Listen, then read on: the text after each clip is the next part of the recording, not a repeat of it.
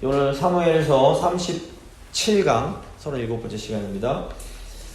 오늘 그 사무엘하 15장부터 16장 14절까지 같이 살펴볼 텐데, 이 내용은 이제 그 다윗의 아들인 압살롬이 아버지 다윗에게 반역을 일으키는 내용입니다. 이 압살롬의 반역으로 다윗 왕이 거의 왕권을 잃어버릴 위기에 처하게 됩니다. 물론 이제 이 사건의 근본적인 발단은 다윗이 그 밧세바와 저지른 간음이었습니다. 이때 이제 나단 선지자가 다윗이 죄값을 치르게 될 것을, 죄의 결과에 그런 쓴맛을 보게 될 것을, 죄는 용서받았지만 예언을 하는데, 근데 이제 이 사건의 직접적인 원인은 뭐냐면 다윗이 왕으로서의 그 정의를 세우는데 제대로 행하지 못했기 때문이었습니다. 7년 전에 다윗의 큰아들 암논이 압살롬의 여동생 다말을 이제 범하는 그런 사건이 일어납니다. 이때 다윗이 아무 조치도 취하지 않으니까 2년 후에 압살롬이 동생 복수를 하겠다고 형 암논을 살해합니다. 그리고 이제 외할아버지 그 구술왕에게 찾아가서 3년 동안 망명생활을 하는데, 이제 다윗 왕이 다시 압살롬을 예루살렘으로 돌아오게 한 후에도 2년 동안이나 또 아버지를 얼굴을 보지를 못합니다. 이 과정에서 이제 압살롬 마음속에 이렇게 불의를 내버려두는 왕은 필요 없다. 이 나라는 나와 같은 새로운 왕이 다스려야 된다라는 생각이 이제 들었던 것 같습니다. 그런데 지금 이제 압살롬이 미처 생각하지 못했던, 간과했던 것이 있는데, 그게 뭐냐면 이스라엘의 진짜 왕은 하나님이시라는 사실입니다. 이스라엘은 하나님의 왕국이며 인간 왕은 단지 진짜 왕이신 하나님 말씀에 순종해서 하나님의 통치를 대행하는 존재에 불과했습니다. 그러니까 다윗이 정말 불의한 왕이었던 사울 왕을 죽일 기회가 있었음에도 죽이지 않았던 이유가 이 때문입니다. 그러니까 다윗은 어떤 순간에도 철저하게 하나님의 왕권, 하나님의 주권을 인정합니다. 그러니까 다윗은 하나님이 허락해 주시지 않으면 자신이 결코 왕이 될 수 없다라는 것을 알고 있었습니다. 하지만 이 압살롬의 경우에는 다윗처럼 하나님의 주권을 온전히 신뢰하지 못했고, 결국 인간적인 방법, 자기의 꾀와 지혜를 사용해서 자신의 뜻을 이루고자 합니다. 이 압살롬이 인간적으로 보기에는 굉장히 매력적이고, 그러니까 정말 어떻게 보면 탁월해 보이는 사람이었습니다. 사울왕처럼 외모도 정말 멋있었을 뿐 아니라 사람들의 마음까지 이렇게 막 감동시키고 움직일 줄 아는 아주 타고난 정치가였던 겁니다. 이제 한번 보겠습니다. 과정이 15장 1절 보시면, 그 후에 압살롬이 자기를 위하여 병거와 말들을 준비하고 호위병 50명을 그 앞에 세우니라. 이게 무슨 말이냐면 압살롬이 이스라엘 백성들을 향해서 나야말로 왕에 적합한 인물입니다 라고 지금 이미지를 만들어내는 겁니다. 지금 압살롬이 말을 타고 50명의 호위병을 거느리고 매일 사람들 앞에 다닙니다. 지금 이 말이 저희가 생각할 때 뭐 별게 아닐지 모르지만 요즘으로 하면 정말 최고급, 세계에 몇 대 없는 그런 최고급 리무진급에 해당하는 그런 이제 그 승용차 같은 겁니다. 그러니까 말은 보통 전쟁용 무기였기 때문에 일반 백성들은 가끔 구경하기도 힘든 그런 거였고, 귀족들과 왕의 경우에도 운송수단으로 그 노새를 탔지 말은 못했습니다. 그래서 그 사무엘상 8장 보시면 이스라엘 백성들이 사무엘에게 와갖고 그 왕을 세워달라고 그럴 때 사무엘이 이스라엘의 왕이 생기면 언젠가는 말과 병거를 두게 될 것이다 라고 무섭게 경고를 합니다. 그래서 그런지 그 사무엘서 보시면 사울 왕도 또 다윗 왕도 말을 탔다는 기록이 한 번도 나오지 않습니다. 그런데 지금 압살롬이 말을 타고 50명 호위병을 끌고 매일같이 돌아다니는 겁니다. 이게 뭐냐면 내가 왕의 후계자라는 이미지를 이스라엘 백성들에게 각인시켜주는 겁니다. 보면 엄청나게 잘생기고 머리털도 너무 풍성하고 50명의 호위를 받고 멋진 말을 타고 다니는 걸 보면서 이스라엘 백성들이 압살롬을 볼 때마다 야 정말 멋있다, 저분이 장차 우리의 왕이 되시겠구나, 이런 생각을 계속 하게 만드는 겁니다. 근데 이제 이스라엘 백성을 보면 사울 왕의 겉모습에 일단 한번 속은 적이 있습니다. 키도 크고 준수한 모습 보면서 야 왕답다 그러면서 속았었습니다. 근데 오늘날에도 보면 그 사람들이 이 방송에서 만들어내는 멋지고 아름다운 이미지에 곧잘 속곤 합니다. 그래서 겉은 연예인들이나 이런 분들 보면 심지어 목사들도 겉은 번지르르 하고 말도 너무 잘하고 하는데 속을 잘 모르는 그 이미지에 속는 경우가 많습니다. 그래서 지혜로운 성도는 인위적으로 만들어낸 이미지에 속지 않도록 잘 분별할 좀 필요가 있습니다. 2절 보시면 압살롬이 일찍이 일어나 성문길 곁에 서서 어떤 사람이든지 송사가 있어 왕에게 재판을 청하러 올 때에 그 사람을 불러 이르되 너는 어느 성읍 사람이냐 하니 그 사람의 대답이 종은 이스라엘 아무아무 지파에 속한나이다 하면 압살롬이 그에게 이르기를 보라 내일이 옳고 바르다마는 내 송사를 들을 사람을 왕께서 세우지 아니하셨다 하고. 그러니까 압살롬이 사람들 마음 사는 법까지 기가 막히게 잘 알고 있습니다. 메이스는 부지런하기까지 해서 매일 아침 일찍 일어나서 그 재판이 열리는 성문 앞에 가서 왕에게 재판을 받으러 오는 사람들을 만납니다. 그래서 성으로 들어온 사람들에게 그 사람들의 사연을 묻는 겁니다. 그리고 아이고 얼마나 억울하고 원통하세요. 저도 그 심정 충분히 이해합니다. 그런데 왕께서 재판관으로 세운 사람들이 게으르고 거드름을 피우느라 아직도 나오지를 않네요 하면서 은근히 사람들로 하여금 다윗 왕에게 불만을 갖게 만드는 겁니다. 다들 보시면 또 압살롬이 이르기를 내가 이 땅에서 재판관이 되고 누구든지 송사나 재판할 일이 있어 내게로 오는 자에게 내가 정의 베풀기를 원하노라 하고 사람이 가까이 와서 그에게 절하려고 하면 압살롬이 손을 펴서 그 사람을 붙들고 그에게 입을 맞추니 이스라엘 무리 중에 왕께 재판을 청하러 오는 자들마다 압살롬의 행함이 이와 같아서 이스라엘 사람의 마음을 압살롬이 훔치니라. 그러니까 압살롬은 아유 내가 왕이 되기만 하면 다윗 왕과는 달리 공정하고 신속한 판결을 누구에게나 해줄 수 있을 겁니다 라고 하면서 누가 와서 이렇게 절을 하려고 하면 왕자니까 아이고 왜 그러세요 하면서 가서 막 일으키고 입 맞추고 막 이러는 겁니다. 현대 보면 정치인들이 선거 유세할 때 이런 압살롬을 많이 따라합니다. 이 선거철만 되면 이제 제가 미국은 잘 모르지만 한국 같은 경우에는 선거철만 되면 뭐 저를 뽑아주시면 많은 게 달라질 겁니다 하면서 공약을 합니다. 그리고 평소에는 가지도 않던 재래시장 찾아가서 막 서민들과 친한 척하고 악수하고 막 끌어안고 막 이렇게 쇼를 벌입니다. 사진 찍고 막 이럽니다. 어쨌거나 지금 압살롬은 사람들의 마음을 어떻게 뺐는지를 잘 알고 있었습니다. 6절 보면 압살롬이 마음을 훔쳤다라고 기록하는 걸 보면 근데 이 압살롬의 행동이 하나님이 원하시는 일이 아니었으면 이제 분명해 보입니다. 7절 보시면 4년 만에 압살롬이 왕께 아뢰되 내가 여호와께 서원한 것이 있사오니 청하건대 내가 헤브론에 가서 그 서원을 이루게 하소서. 당신의 종이 아람 그술에 있을 때에 서원하기를 만일 여호와께서 반드시 나를 예루살렘으로 돌아가게 하시면 내가 여호와를 섬기리이다 하였나이다. 왕이 그에게 이르되 평안히 가라 하니 그가 일어나 헤브론으로 가니라. 이제 압살롬이 4년 동안 이 밑작업을 하는 겁니다. 사람들의 마음을 다 뺏은 다음에 이 정도면 됐다 싶을 때에 이제 다윗 함께 가서 아버지 제가 사실은 외할아버지한테 피해 있을 때 하나님께 서원을 드렸습니다. 이제 제가 그 서원을 갚기 위해서 헤브론으로 좀 가서 예배를 드리고 싶습니다 라고 말을 합니다. 그런데 이제 신명기 율법 보시면 서원을 한 경우에는 빨리 지키라고 되어 있습니다. 그런데 지금 압살롬이 이 말을 하는 게 7년이 지난 시점입니다. 돌아온 다음에 3년 아버지 얼굴 못 봤고 4년 동안 밑작업을 한 걸 보면 7년 동안 이제 이거를 한 겁니다. 그러니까 뭐냐면 이게 사실은 압살롬의 말이 진실이 아니었을 가능성이 훨씬 높습니다. 그러니까 압살롬은 지금 이제 반역할 시점이 될 것 같으니까 헤브론으로 가기 위해서 다윗에게 거짓말을 하는 겁니다. 압살롬은 지금 자신의 정치적 목적을 위해서 하나님께 드리는 예배를 이용하고 있는 겁니다.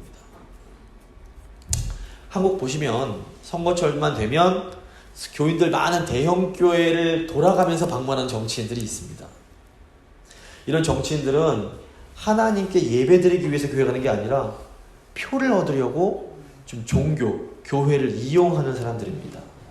정치인들이 예를 들어서 뭐 자기를 잘 이미지 메이킹을 하고 압살롬처럼 또 최선 다해서 사람들 마음 사는 거 그거 비난할 거 아닙니다. 뭐 그럴 수 있습니다. 필요합니다.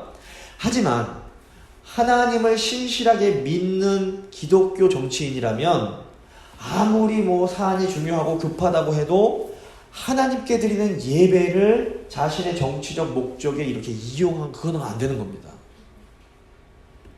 사실 사무엘서 읽어보시면 이 다윗 왕도 정치적인 감각이 굉장히 탁월한 사람이었습니다. 하지만 다윗을 보시면 다윗이 정치적으로 늘 움직이는 경우가 많습니다. 그런데 그럼에도 불구하고 다윗은 하나님을 자기 정치적 목적에 이용한 적은 없습니다. 그리고 도리어 다윗은 때로 하나님의 뜻이라면 자기의 정치적 목적도 기꺼이 포기해버립니다. 그러니까 다윗이 사울을 죽일 수 있는 기회가 2번이나 있었음에도 그걸 포기한 이유가 이건 하나님 뜻 아니다. 그럼 거긴 건드리지 않는 겁니다.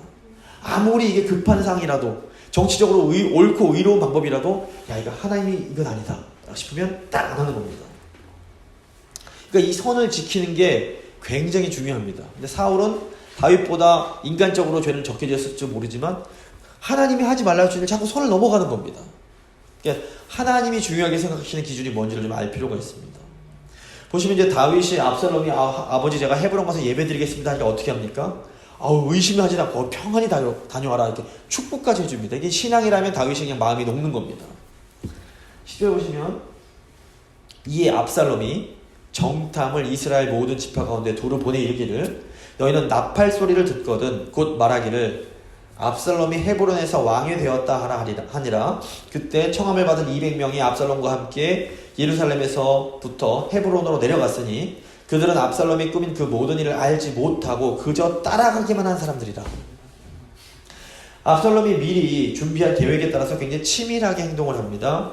이스라엘 곳곳에 미리 사람들을 치워놓고 신호 보내면 모두 압살롬이 헤브론에서 왕이 되셨다 이렇게 외치라고 그러는 겁니다. 그러니까 압살롬은 아버지에게 헤브론에 가서 제사 드릴 수 있는 이미 허락을 받았기 때문에 예루살렘의 유력한 그 유지들을 200명이 함께 예배드려 따라갔던 겁니다. 근데 이 사람들이 압살롬의 음모를 몰랐기 때문에 그러니까 모른 채로 다윗 왕이 허락하니까 어이구 그래 우리 같이 예배드리러 가자 하고 갔는데 이게 지금 반란이 일어난 겁니다. 그러니까 굉장히 난처한 입장에 처하게 됐습니다. 지금 여기서 이 사람들이 따라간 200명들이 공개적으로 압살롬을 반대하면 죽임당 생명의 위협을 받게 되고 그렇다고 가만히 있자니 압살롬의 반역에 동참하게 돼버리는 겁니다. 근데 이 모든 게 압살롬이 이미 치밀하게 계획을 다 세워놨던 겁니다. 대단한 사람입니다. 12절 보시면 제사 드릴 때에 압살롬이 사람을 보내 다윗의 모사 길로 사람 아히도벨을 그의 성읍 길로에서 청하여 온지라 반역하는 일이 커가매 압살롬에게로 돌아오는 백성이 많아지니라. 이미 마음 다 사놓고 대세가 기울어져 버린 겁니다. 이때 압살롬이 무엇보다 다윗의 참모였던 길로 사람 아히도벨을 반역에 참여시킵니다. 이 아히도벨이 삼국지에 나오는 제갈공명 같은 사람입니다. 모략이 기가 막힙니다. 나중에 압살롬이 반역할 때 다윗 이제 나중에 사무엘하 23장 34절 보시면 다윗이 아히도벨이 압살롬 편에 섰습니다. 그러니까 그때 다윗이 어떻게 합니까? 즉시 하나님께 기도를 드립니다. 하나님 도와주십시오. 이게 왜냐면 너무너무 뛰어난 지략가이기 때문에 인간적으로 이길 수가 없는 겁니다. 하나님이 도와주셔야만 이긴다는 걸 다윗이 알고 있었던 겁니다. 근데 이제 생각해보면 이 아히도벨이 다윗의 친한 친구였는데 왜 압살롬 편에 섰을까? 나중에 이제 사무엘하 15장 쭉 보시면 대부분의 다윗과 함께 지냈던 사람들은 다윗을 따라갑니다. 다윗 편에 섭니다. 그런데 아히도벨이 압살롬에 왜 섰을까? 사무엘하 23장 34절 보시면 아히도벨이 엘리암이라는 사람의 아버지입니다. 근데 이 엘리암이 누구냐면 밧세바의 아버지입니다. 그러니까 아히도벨이 밧세바의 할아버지의 가능성이 매우 높습니다. 이름의 동명이인이었는지 아닌지는 정확히 알 수 없지만 아마도 그렇다면 저희가 어떻게 추측해 볼 수 있냐면 아히도벨이 밧세바의 할아버지였다면 그 손주 사위였던 우리아를 되게 좋아했을 수 있습니다. 충성스러운 사람이었기 때문에. 그런데 이제 아히도벨이 다윗이 꾸민 일을 딱 알게 되고 나서는 어떻게 그럴 수가 있어요? 다윗에게 큰 용서가 안 되는 겁니다. 어쨌거나 이제 이거는 저희가 이제 그 학자들이 이렇게 추정하는 사람이 많이 있지만 정확한 건 아닙니다. 근데 어쨌거나 아히도벨이 어떤 이유에서든 압살롬 편에 서서 이제 압살롬 세력이 굉장히 크게 이제 확장이 됩니다. 그러니까 압살롬이 얼마나 주도 면밀한 사람인지를 저희가 볼 수가 있습니다. 압살롬이 형 암논을 죽이기 위해서 2년 동안 계획을 하고 또 아버지에게 반역하려고 4년을 계획을 합니다. 아주 치밀한 사람입니다. 정말 무서운 사람입니다. 그런데 이제 중요한 게 뭐냐면 압살롬이 두 번이나 이렇게 주도 면밀하게 살인을 계획하면서도 정작 자신이 이걸 죄로 여기지 않았을 가능성이 매우 높습니다. 도리어 압살롬은 자기 마음속에 나는 지금 정의를 행하고 있어, 이렇게 생각하는 겁니다. 죄가 무서운 게 뭐냐면 자기가 죄를 짓고 있으면서도 자기가 죄 짓는 걸 모르고 이게 정의라고 착각하는 겁니다. 이걸 이제 자기기만, 자기를 속이는 겁니다. 누가 봐도 이게 죄인데 자기는 모르는 겁니다. 나는 옳은 일을 하고 있어. 그러면서 이 착각 속에서 다른 사람도 자꾸 그 일에 끌어들이는 겁니다. 왜냐하면 자기 확신이 강하니까. 내가 옳은 일을 하니까 일에 동참해야 돼, 이렇게 설득할 수 있는 겁니다. 인간이 이런 존재입니다. 죄 지으면서도 의를 행하고 있다고 착각할 수 있는 존재가 인간입니다. 근데 결국 이 죄가 어떻게 시작됐느냐? 다윗 왕이 정의를 세우지 못하는 데서 시작이 됩니다. 그러니까 압살롬이 아버지 다윗 왕께서 불의가 일어났는데도 가만히 두고 보면서 그걸 큰 분노를 느끼게 됩니다. 또 이제 압살롬이 형 죽이고 도망자 생활을 하면서 이 약자가 된 겁니다. 그래서 약자 입장에서 보니까 다윗 왕이 약자 편을, 약한 사람들, 가난한 사람들에 대해 관심이 부족한 것처럼 느끼는 겁니다. 사실 다윗은 약자들을 잘 돌보는 사람이었음에도 불구하고 압살롬이 느끼기에는 충분치 못하다고 느꼈던 것 같습니다. 그 시간이 지나면서 압살롬이 경험했던 이런 불의들이 아버지 다윗 왕에게 반역을 일으키는 명분을 주게 됩니다. 죄가 대부분 시작할 때는 굉장히 이렇게 사소하지만 교묘한 방식으로 은근히 이렇게 죄 짓는 사람의 자신감을 불어넣어 줍니다. 근데 문제가 뭐냐면 이 죄의 끝은 언제나 심판과 사망이라는 겁니다. 그래서 저희가 하나님 말씀 가지고 저희 내면을 자꾸 이렇게 돌아봐야 됩니다. 이렇게 성찰하지 않으면 자기가 죄를 지으면서도 죄인 줄 모르고 지을 때가 저희가 많이 있게 됩니다. 자, 이제 15장 13절부터는 다윗이 도망가는 내용입니다. 전령이 다윗에게 와서 말하되 이스라엘의 이심이 다 압살롬에게 돌아갔나이다 한지라. 대세가 기울었다는 겁니다. 다윗이 예루살렘에 함께 있는 그 모든 신하들에게 이르되 일어나 도망하자. 그렇지 아니하면 우리 중 한 사람도 압살롬에게서 피하지 못하리라. 빨리 가자. 두렵건대 그가 우리를 급히 따라와 우리를 해하고 칼날로 성읍을 칠까 하노라. 왕의 신하들이 왕께 이르되 우리 주 왕께서 하고자 하시는 대로 우리가 행하리이다. 보소서 당신의 종들이니이다 하더라. 왕이 나갈 때에 그의 가족들을 다 따르게 하고 후궁 10명을 왕이 남겨두어 왕궁을 지키게 하니라. 압살롬의 반역 소식을 들은 다윗이 후궁 10명만 남겨두고 빨리 민첩하게 예루살렘을 빠져나옵니다. 압살롬이 왜 다윗이 압살롬과 이렇게 대항해서 싸우려고 하지 않았을까요? 아마도 다윗은 이 싸움이 그 예루살렘 주민들을 죽음으로 몰아갈 수 있다는 것을 이제 알았던 것 같습니다. 결국 다윗의 이런 민첩하고 정확한 상황 판단이 다윗 자신과 자기 시즌을 따르는, 그리고 예루살렘 주민들을 이제 살릴 수 있게 됩니다.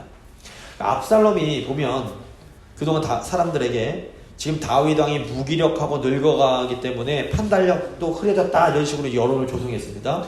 근데 지금 보면 위기 상황에 대처하는 다윗의 능력을 보면 그의 판단력이 결코 노쇠해지지 않았음을 볼 수 있습니다. 다윗이 이제 예루살렘으로부터 저 동쪽 이제 요단강까지 도주로를 따라갈 때 10명의 사람들이 이제 등장하게 됩니다. 먼저 이제 이때를 만나게 15장 17절 보시면 이때를 만납니다.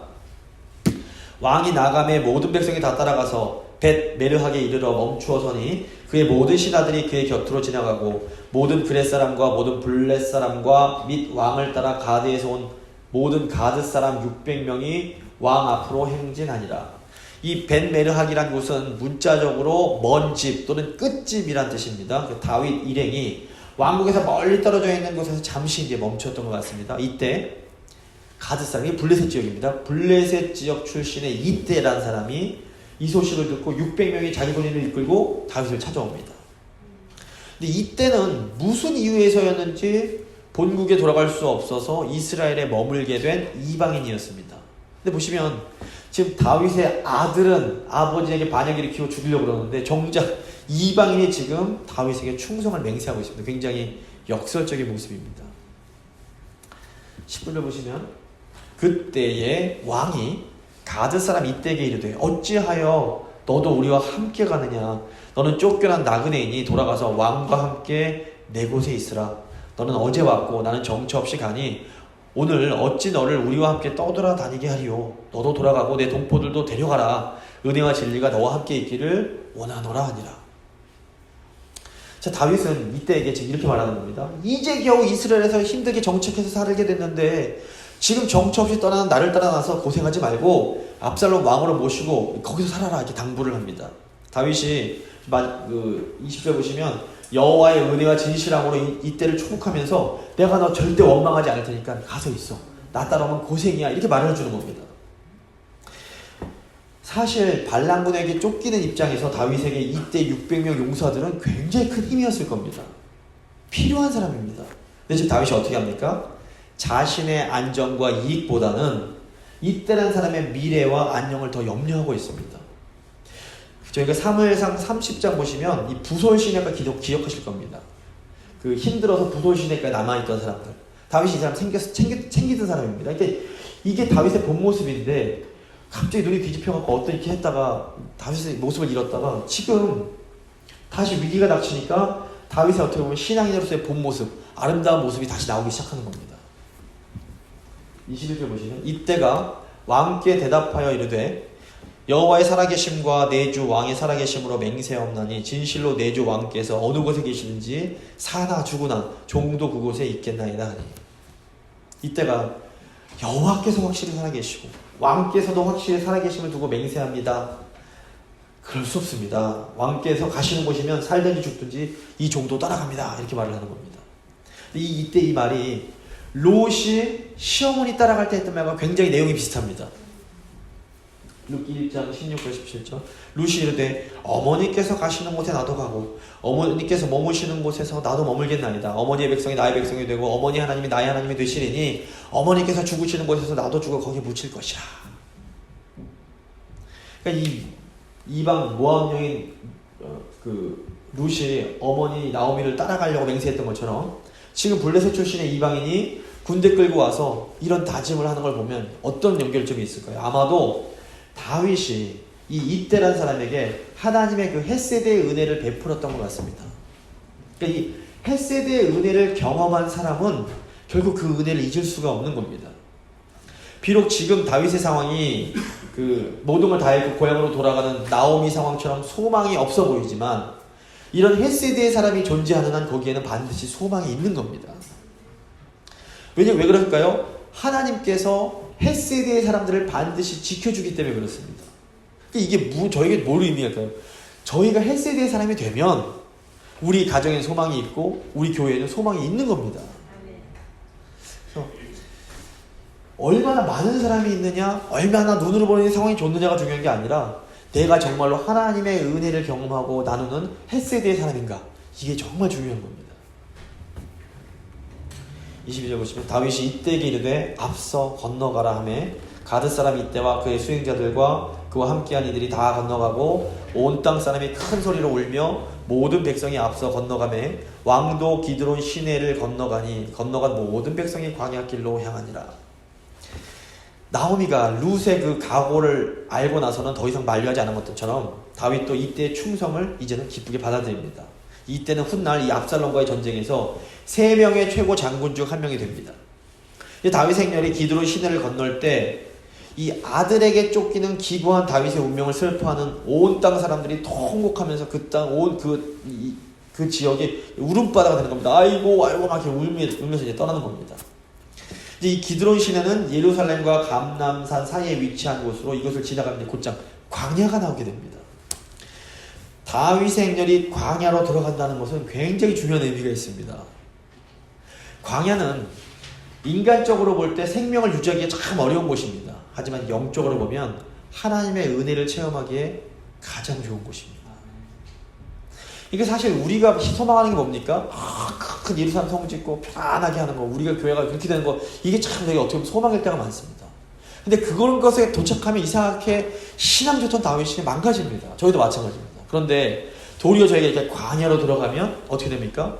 잃었던 그 영적 야성이 회복되고 그 안에 아름다움이 막 다시 나오는 겁니다. 하나님만 의지해야 되니까.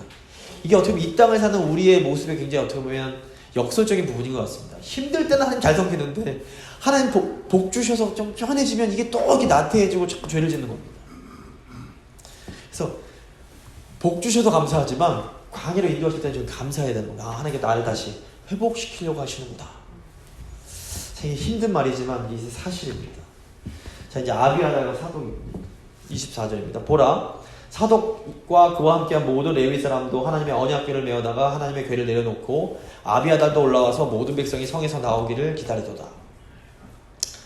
다윗 행렬이 기드론 시내를 건너 광야 쪽으로 가다 보니까 제사장 사독과 아비아달이 레위 사람들을 데리고 하나님의 법궤를 메고 와서 다윗을 기다리고 있는 겁니다. 이제 이것은 하나님을 섬기는 제사장과 레위인들이 다윗 왕을 따르고 있음을 의미합니다. 이 정치적 차원에서 이스라엘 왕국의 경우에는 누가 하나님의 법궤를 차지하고 있는가, 이게 굉장히 그 왕권의 정당성을 부여하는 거였습니다. 그래서 다윗도 예루살렘을 수도로 정한 후에 가장 먼저 했던 일이 뭡니까? 법궤를 다시 모셔오는 일이었습니다. 만약에 이전에 다윗 같았으면 야, 하나님의 법궤 보고 야, 하나님 나와 함께 하시는구나 하면서 굉장히 기뻐했을 겁니다. 그런데 다윗은 이 제사장 사독에게 얼른 법궤 가지고 예루살렘으로 다시 돌아가라 이렇게 말을 합니다. 25절. 왕이 사독에게 이르되 보라, 하나님의 궤를 성읍으로 도로 메어가라. 만일 내가 여호와 앞에서 은혜를 입으면 도로 나를 인도하사 내가 그 궤와 그 계신 데를 보이시리라. 그러나 그가 이와 같이 말씀하시기를 내가 너를 기뻐하지 아니한다 하시면 종이 여기 있사오니 선이 여기실 대로 내게 행하시옵소서 하리라. 이게 무슨 말입니까? 다윗은 하나님께서 나에게 자비를 한 번 더 베풀어 주시면 내가 다시 예루살렘 법궤가 있는 곳으로 돌아갈 수 있을 거다.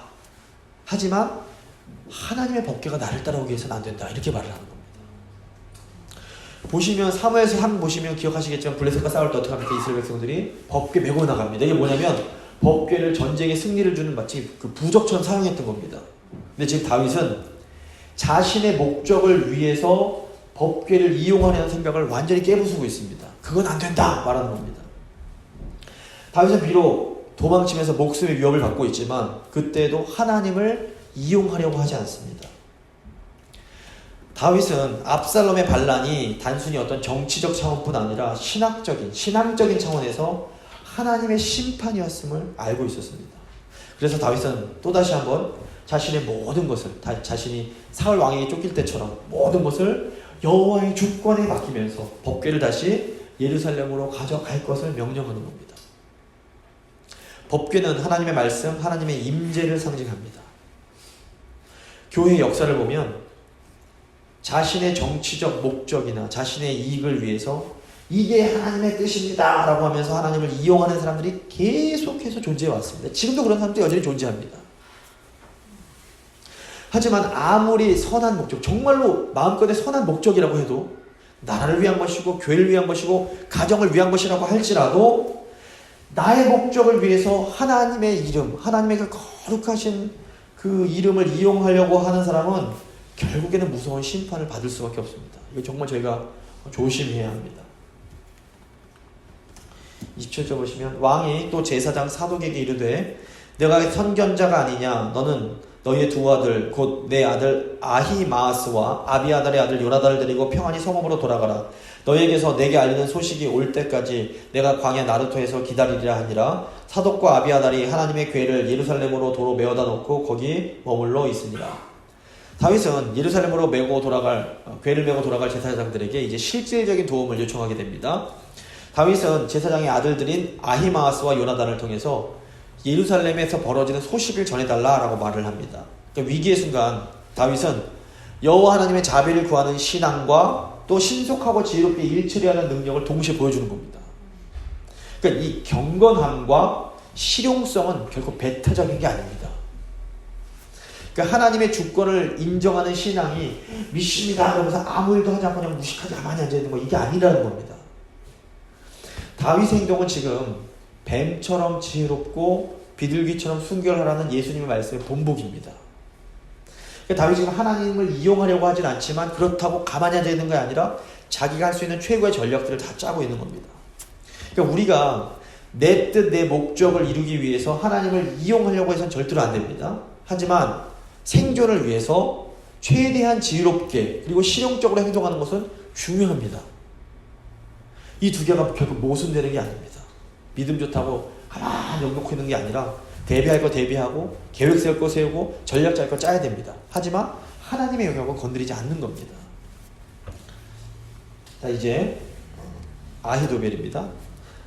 다윗이 감람 산길로 올라갈 때에 그의 머리를 그가 가리고 맨발로 울며 가고 그와 함께 가는 모든 백성들도 각각 자기의 머리를 가리고 울며 올라가니라. 어떤 사람이 다윗에게 알리되 압살롬과 함께 모반한 자들 가운데 아히도벨이 있나이다 하니 다윗이 이르되 여호와여 원하옵건대 아히도벨의 모략을 어리석게 하옵소서 하니라. 다윗과 다윗을 따르는 사람들이 머리를 가리고 맨발로 이렇게 울면서 이게 이제 고난당한 자의 상징인데 그걸 보고서 이제 가는 겁니다. 이때 다윗의 전략가였던 아히도벨이 압살롬과 합세했다는 소식이 다윗에게 들려옵니다. 이 소식을 듣자마자 다윗이 하나님 그의 그 계획이 모두 어리석은 것이 되게 해주십시오 라고 기도를 합니다. 아히도벨이 정말 당대 최고의 전략가였기 때문에 다윗이 이건 오직 인간의 힘으로는 안 되고 하나님만이 막아주실 수 있다는 것을 알고 있었던 겁니다. 그리고 이제 기도를 드리는 겁니다. 보시면 다윗에게는 이 신앙적인 행동인 기도가 한편으로 가장 실용적인 전략이었던 겁니다. 전략이라는 게 꼭 머리 쓰고 이것만이 전략이 아니라 신앙인들에게는 정말 하나님을 믿고 기도하는 게 때로는 가장 실천적인 전략이 되는 겁니다. 그러니까 신앙적인 행동 따로 실용적인 행동 따로가 아니라 이 두 가지가 자연스럽게 섞이는 것이 성숙한 신앙인의 모습입니다. 다윗의 기도의 모습은 다윗이 죽은 아이를 위해서 기도했던 이후에 처음 나오는 기도의 모습입니다. 물론 그전에도 기도했겠지만 지금 성경이 기록하는 건 다윗이 이제 그 심판받아 바세바에게 낳은 아들이 죽을 때 기도했던 그 이후에 처음 나오는 겁니다.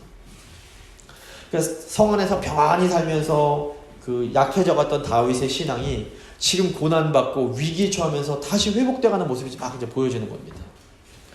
15장 32절 후세와의 만남. 다윗이 하나님을 경배하는 마루턱에 이를 때에 아렉 사람 후세가 옷을 찢고 흙을 머리에 덮어쓰고 다윗을 맞으러 온지라. 다윗이 그에게 이르되 내가 만일 나와 함께 나아가면 내게 누를 끼치리라. 보면 하나님께서 아히도벨에 대한 다윗의 기도에 즉시 이제 응답하시는 겁니다. 이게 왜냐하면 다윗이 이제 후세를 딱 보니까 후세가 37절 보시면 다윗의 친구였습니다. 그래서 아마도 다윗이 지금 후세에게 너 지금 따라오면 힘들어. 나에게 오히려 짐이 되니까 너는 다시 예루살렘으로 돌아가 이렇게 말하는 걸 보면 후세가 나이도 다윗과 비슷하고 상당히 이제 고령이었을 가능성이 높습니다. 지금 다윗이 젊은 때가 아닙니다. 다윗이 나이가 많이 들었을 때입니다.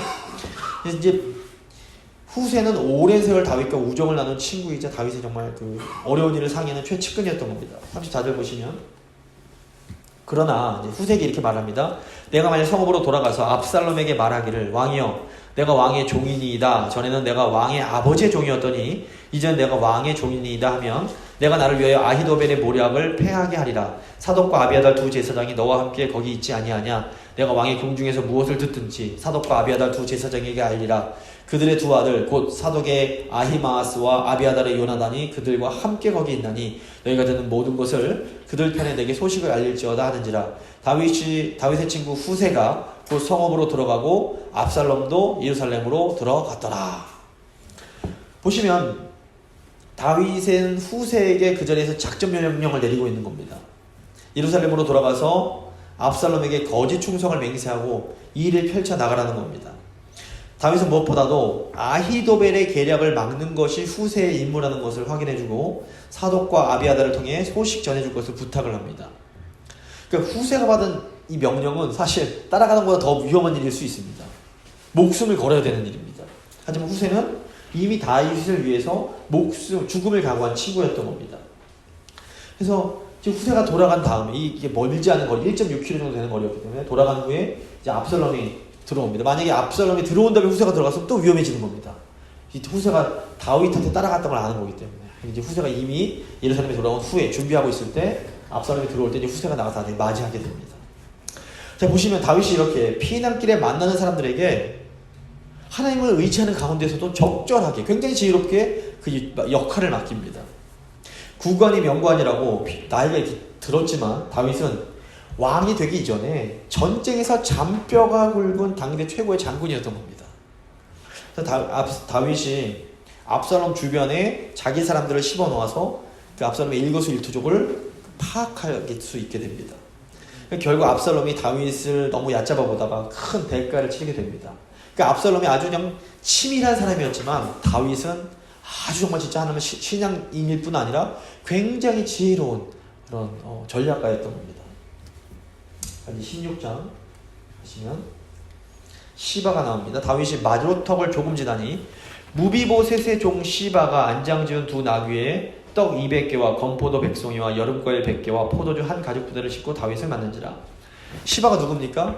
다윗이 무비보셋에게 준 땅을 관리하도록 한 사울 집안의 종이었습니다. 무비보셋의 종이었습니다.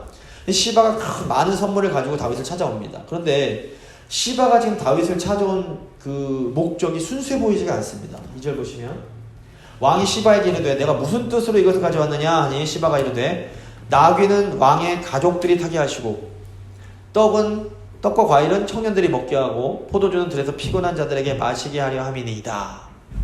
다윗도 이게 얘가 올해가 아닌데 오니까 너 도대체 웬일이냐? 네가 나한테 따라올 이유가 없는데 이렇게 이제 질문을 하니까 시바가 굉장히 신중하게 대답을 하는데 이게 이제 시바가 얼마나 교만한 사람인지를 보여줍니다.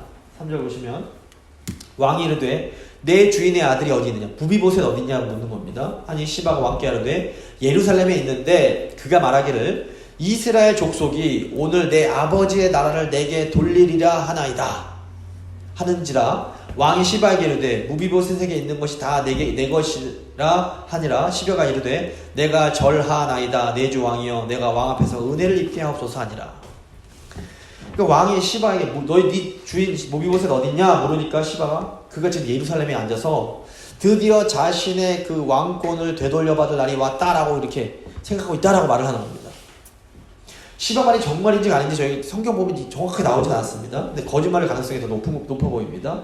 왜냐하면 게다가 시바가 다 어딨냐고 물으니까 예루살렘에 있다라고 말하지 않고 덧붙여서 말하는 겁니다. 예루살렘에 앉아갖고 지금 자기 왕권 다시 찾을 그 생각하고 있습니다. 이렇게 덧붙여서 말을 하는 겁니다. 근데 가만 생각해 보시면 무비보셋은 지금 그 장애인입니다. 다리를 저는 사람이고 게다가 다윗 아들 압살롬이 반란을 일으켰는데 이걸 통해서 자기의 왕권이 회복될 걸 기대한다는 것 자체가 좀 말이 안 됩니다. 근데 이제 다윗이 사무엘상 보시면 아비가일의 전남편이던 나발이 배은망덕하게 행동했을 때 버럭 화가 나서 잠시 이성을 잃을 때가 있었습니다. 마찬가지로 지금 시바의 말에 이제 다윗이 또 이제 화가 나갖고 무비보셋에게 주었던 재산을 다 시바에게 줘버립니다. 근데 바로 이것이 아마 시바가 노렸던 걸 겁니다. 진실이 무엇이든지 간에 이 시바란 인간은 굉장히 전형적인 기회주의자입니다. 시바는 자신의 이익을 위해서 자신이 섬기던 무비보셋을 모함하고 있습니다. 근데 이제 보시면 분쟁과 갈등이 있는 시기에는 언제나 이 시바 같은 사람이 존재합니다. 이 시바 같은 사람들은 상처 입고 공경에 처하고 고통받는 사람, 버림받은 사람들의 그런 상황을 이용해서 자신의 유익을 구하는 사람입니다. 남들의 어려움을 통해서 자신의 이익을 얻고자 하는 사람들. 정말 조심해야 되는 사람입니다. 자, 이제 5절입니다. 시므입니다. 다윗 왕이 바후림의 이름에 거기서 사울의 친족 한 사람이 나오니 게라의 아들이요 이름은 시므이라. 그가 나오면서 계속하여 저주하고 또 다윗과 다윗 왕의 모든 신하들을 향하여 돌을 던지니 그때 모든 백성과 용사들은 다 왕의 좌우에 있었더라. 다윗의 행렬이 바후림 마을 가까이 왔을 때 시므이라는 사울의 친척이 나와서 온갖 욕설과 저주를 퍼붓는 겁니다. 7절 보시면 시므이가 저주하는 가운데 이와 같이 말하니라. 저주한 내용입니다. 피를 흘린 자여 사악한 자여 가거라. 사울의 족속의 모든 피를 여호와께서 내게로 돌리셨도다. 그를 이어서 내가 왕이 되었으나 여호와께서 나라를 내 아들 압살롬의 손에 넘기셨도다. 보라 너는 피를 흘린 자이므로 화를 자초하였느니라 하는지라. 시므이의 욕을 들어보면 시므이가 여전히 사울의 군대 장관이었던 아브넬의 죽음 그리고 사울의 아들이었던 이스보셋의 죽음에 대한 책임이 다윗에게 있다라고 지금 생각하고 있는 것처럼 보입니다. 그래서 너 네 죄값 치르는 거야 하면서 막 이렇게 막 합니다. 근데 사실 사울 집안이 몰락한 것은 저희는 알고 있습니다. 이게 성경을 보면 다윗의 잘못이 아니라 그 사울의 잘못으로 인한 하나님의 심판이었습니다. 근데 지금 애매하게 지금 시므이가 다윗을 막 원망하고 있는 겁니다. 시므이가 다윗을 피비린내 나는 살인자, 사울 집안 사람들을 죽인 자, 사울의 왕국을 차지한 자라고 하면서 하나님의 이름으로 다윗의 최후 심판을 알리는 선지자인 척을 막 하는 겁니다. 하나님이 너를 심판하실 거야 막 말을 합니다. 근데 이제 보시면 이렇게 자기 마음에 들지 않는 사람에게 하나님의 이름을 가지고 저주를 퍼붓는 이런 시므이식의 예언이 지금도 사실 계속됩니다. 이 역사 속에 계속 있어 왔습니다. 현대판 시므이 선지자들이 어떻게 합니까? 하나님의 심판을 막 외칩니다. 하나님이 그러시는 거야 막 저주를 합니다. 들어보면 굉장히 그럴듯하게 들립니다. 그런데 많은 경우에 보면 이런 예언은 자기들이 가지고 있던 그 권력을 빼앗긴 것에 대한 분노, 질투, 욕망에서 비롯되는 경우가 많습니다. 시므이가 진짜 뭐 정말 하나님의 마음을 한 게 아니라 자기가 갖고 있던 기득권을 사울 집안이니까 빼앗긴 것에 대해서 억울함이 남아있는 겁니다. 이제 이건데 보시면 9절 보시면 수르야의 아들 아비새가 왕께 여짜오되 이 죽은 개가 어찌 내 주 왕을 저주하리이까 청하건대 내가 건너가서 그의 머리를 베게 하소서 하니 이 아비새가 누굽니까? 요압 동생입니다. 이 요압 집안 이 굉장히 칼 잘 쓰고 사람 죽이는 거 대수롭지 않게 하는 사람들입니다. 이 아비새는 어떤 사람이냐면 하나님 뜻에 별 관심이 없지만 그래도 다윗에게는 충성하는 사람입니다. 이게 사울 왕 때도 막 죽이자 이런 사람이 이게 아비새입니다. 요즘으로 하면 아비새가 어떤 사람이냐면 그 교회 다니긴 합니다. 그 목회자 말도 잘 듣습니다. 근데 하나님 뜻 말씀 읽고 기도하고 관심이 없습니다. 행동파입니다. 행동은 잘하는데 하나님 뜻에 별 관심이 없는 사람, 이런 사람입니다. 이런 사람을 좀 힘들 때가 많습니다. 자, 조심해야 됩니다. 보시면 10절 보시면 왕이 이르되 수르야의 아들들아 내가 너희와 무슨 상관이 있느냐 그가 저주하는 것은 여호와께서 그에게 다윗을 저주하라 하시니 내가 어찌 그리하였느냐 할 자가 누구겠느냐 하고 또 다윗이 아비새와 모든 신하들에게 이르되 내 몸에서 난 아들도 내 생명을 해하려 하거든 하물며 이 베냐민 사람이냐 여호와께서 그에게 명령하신 것이니 그가 저주하게 내버려둬라. 혹시 여호와께서 나의 원통함을 감찰하시니 오늘 그 저주 때문에 여호와께서 선으로 내게 갚아주시리라 하고 다윗이 지금 화가 난 아비새에 야 내 아들도 날 죽이려고 하는데 지금 사울 집안 사람이 나를 비난하는 것이 도대체 뭐가 문제가 되느냐. 만약에 여호와께서 그의 입을 빌려서 나를 저주하려 하시는 것이라면 누가 하나님의 뜻을 막을 수 있겠느냐. 여호와께서 저 비난의 말을 듣고 나를 불쌍히 여겨서 혹시라도 이 나의 저주를 축복으로 바꿔주실지 누가 알겠느냐. 내버려둬라. 그냥 내버려둬라. 이렇게 달래는 겁니다. 13절 다윗과 그의 추종자들이 길을 갈 때에 시므이는 산비탈로 따라가면서 저주하고 그를 향하여 돌을 던지며 먼지를 날리더라. 왕과 그와 함께 있는 백성들이 다 피곤하여 한 곳에 이르러 거기에서 쉬니라. 다윗이 참 이때는 이제 겸손한 마음이 되어서 오직 하나님만 바라봅니다. 다윗이 지금 보시면 하나님께 내 뜻을 막 요구하는 게 아니라 하나님 이거 해주셔야 되는데 보이시죠? 막 이게 요구하는 게 아니라 어떤 겁니까? 하나님께서 나의 마음의 소원을 허락해 주시기를 그냥 간절히 바라는 겁니다. 내 뜻을 이뤄달라고 강청하는 거랑 우리 하나님께서 나를 불쌍히 여겨주시기를 간절히 바라는 것은 큰 차이가 있습니다. 사실 다윗도 속으로 시므에게 큰 분노를 느꼈을 겁니다. 열왕기상 2장 보시면 다윗이 이제 아들 솔로몬에게 이제 유언을 남길 때 저 시므이 위험한 사람이니까 처리해라 이렇게 말을 합니다. 아마도 다윗이 지금 시므이를 당장 죽이지 못하게 한 것에는 정치적 차원의 고려도 있었을 겁니다. 왜냐하면 지금 시므이가 이렇게 행동하는 걸 보면 사울 시대부터 지금까지 계속된 이 사울 집안과 다윗 집안의 갈등이 있었음을 이제 보여주는데 이스라엘이 아직도 다윗을 따르지 않고 사울에게 충성하는 무리들이 있었던 것으로 건재했던 겁니다. 이제 이런 상황에서 다윗이 화가 난다고 시므이를 그냥 죽여버리면 사울 집안을 동경했던 모든 사람이 압살롬 편으로 갈 수 있었습니다. 그러니까 다윗이 보면 지금 시므이의 그 저주의 말을 통해서도 하나님의 말씀을 들으려고 합니다. 그리고 자신은 왕 이전의 죄인이며 하나님의 은혜로만 살 수 있다는 것을 그 진리를 겸허하게 받아들이는 겁니다. 동시에 다윗은 지금 시므이가 대표하는 사울 집안 사람들을 내치는 것이 아니라 품어야 할 때라는 것도 잊지 않습니다. 이렇게 다윗의 삶에는 항상 여호와를 절대적으로 의지하는 이 신앙과 함께 실질적인 현실의 문제에 대한 굉장히 그 현실적이고 지혜로운 그 계산이 자연스럽게 같이 동반되고 있는 겁니다. 이게 두 개가 다를 것 같은데 다르지 않습니다. 하나님 의지하면서도 현실 가운데 굉장히 지혜롭고 현실적으로 잘 대처할 수 있는 겁니다. 말씀 마무리 짓겠습니다. 개인적인 차원에서 보면 압살롬은 인간적인 차원에서 보면 압살롬은 매력적인 외모를 가지고 있고 굉장히 뛰어난 정치력을 가진 사람입니다. 이미지 메이킹도 잘 할 줄 알고 사람들의 마음도 막 움직일 줄 아는 굉장히 유능한 사람이었습니다. 하지만 압살롬은 이스라엘 왕에게 있어서 가장 중요한 하나님의 왕되심, 하나님의 주권에 대한 그 전적인 신뢰가 없었습니다. 반면 다윗은 죄도 짓고 늙고 연약해졌지만 여전히 하나님만 바라보는 신앙이 있었습니다. 다윗은 위기의 순간에도 자기의 이익과 안녕보다는 자기 사람들을 챙기고 헤세드를 베풉니다. 또 다윗은 위기의 순간에도 하나님을 이용하는 것을 포기합니다. 동시에 다윗은 굉장히 지혜롭게 이 위기에 대처해 나가고 있습니다. 이 다윗의 모습이 오늘날 우리 그리스도인들에게 굉장히 중요한 통찰을 줍니다. 다윗의 모습에서 우리의 모습을 보게 됩니다. 다윗은 우리도 다윗처럼 연약한 죄인에 불과합니다. 다윗처럼 실수할 수 있고 정말 훌륭한 신앙인들도 실수합니다. 죄를 짓습니다. 그렇기 때문에 우리에게는 우리의 구원자이신 예수 그리스도가 반드시 필요한 겁니다. 우리 힘으로는 안 됩니다. 하지만 동시에 우리는 다윗처럼 하나님의 주권을 온전히 신뢰하면서 위기의 순간에도 헤세드를 베푸는 진정한 신앙인으로 또 살아갈 수 있는 겁니다. 하나님이 우리에게 요구하시는 게 그겁니다. 예수님을 온전히 의지하면서 또 하나님의 은혜를 기억하고 그 은혜를 기꺼이 나누는 삶, 그리고 지혜롭게 현실에 만나게 되는 어려움들을 하나하나 지혜롭게 해결해 나가는 것, 이게 하나님이 우리에게 원하시는 겁니다. 우리 성도들께서 하나님이 원하시는 이 삶을 살 수 있게 되기를 간절히 소망합니다. 이 시간 한번 기도하실 때